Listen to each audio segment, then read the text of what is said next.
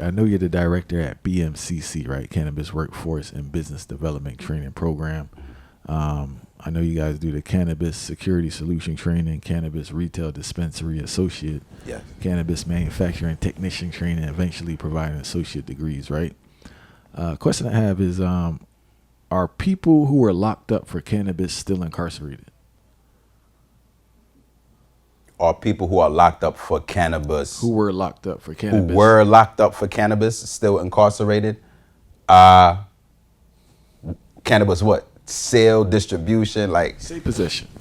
possession? Oh, no. Nah, possession, that was part of the law. I think it's Penal Law 221.0 and Penal Law 221.05. No, those are expunged. That's part of the cannabis They were law. expunged too? Yeah. All right, that's survived then. That's part of the law. What about for distribution though? Distribution, I'm not sure. I'm not sure. All right. And excuse me, being at your program does a lot of work, right? What opportunities exist for those who were incarcerated for possession of marijuana to receive a license to legally grow and sell marijuana in NYC? An abundance of opportunities. So the law, MRTA was crafted with persons, individuals, and communities that were disproportionately impacted in mind, right?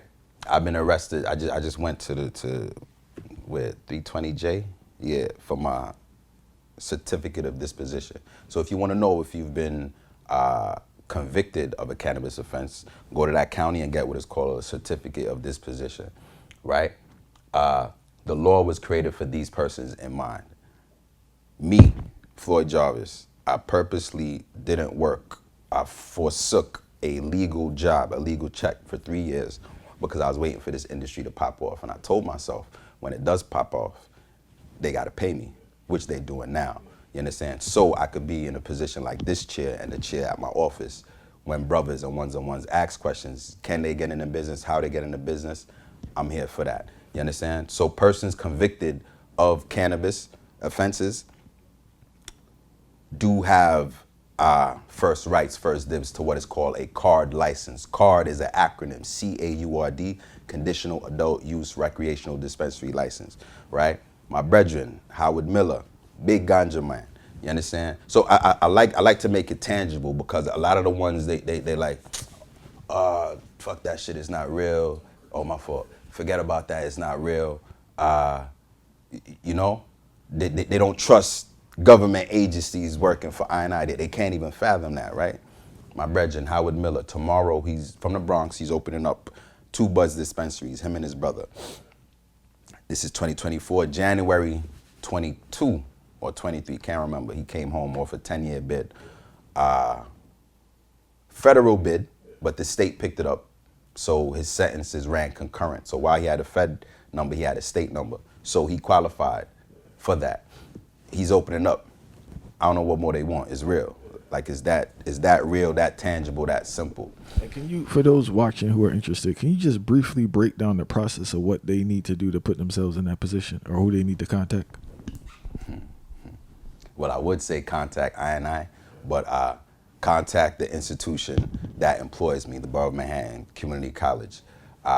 We are part of the Technical Assistance Program offered by the New York State Office of Cannabis Management. Now, the Technical Assistance Program is a program geared to open up the New York State cannabis market.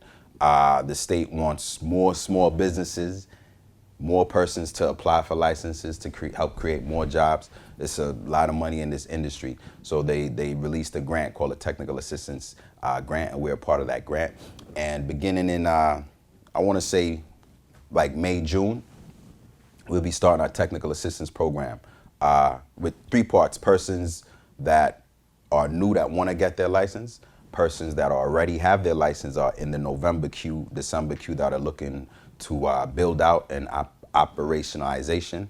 And the third part is persons that are in our security course or our dispensary management course, their entry into the market. And it's a bunch of info sessions telling you about the MRTA, Marijuana Regulation and Taxation Act, telling you about cannabis law, helping you to be compliant, helping you to keep your license, not just sell it for 3.4 mil. If somebody come tell you, I got 3.4 mil for your license, true say, you went to jail and you have this little piece of paper, you supposed to know, so that work 10, 20. You understand? So hold on to for you and your family.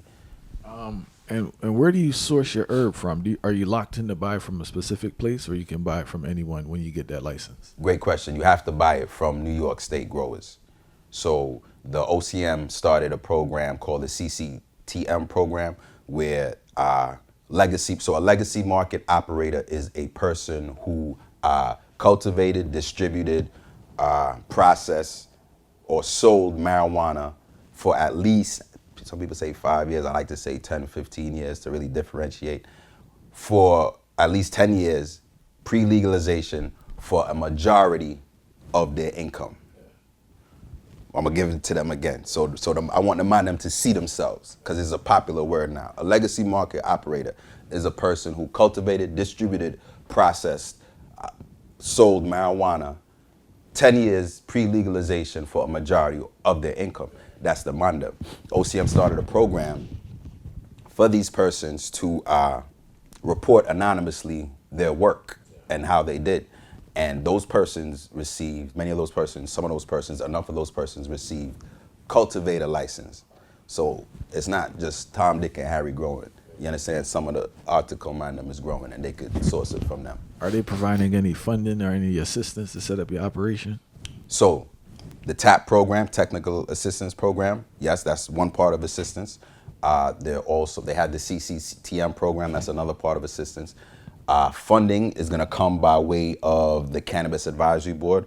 There another grant for about $250,000 for organizations is gonna come out to offer more help to dispensaries and persons looking for license, as well as enter the business. So the OCM is offering help in funding, but they could do a lot more, as well as the governor. And the next thing with the herb now, like, who's regulating growers with herb in New York in regards to what they put on the herb and how the herb is grown? Well, the state Office of Cannabis Management. When someone wants a liquor license in New York, they have to go to the SLA, the State Liquor Authority. If you want any type of ganja license, whether medical or anything I just mentioned, you have to go through the State Office of Cannabis Management. So yes, the office is regulated by the Office of Cannabis Management.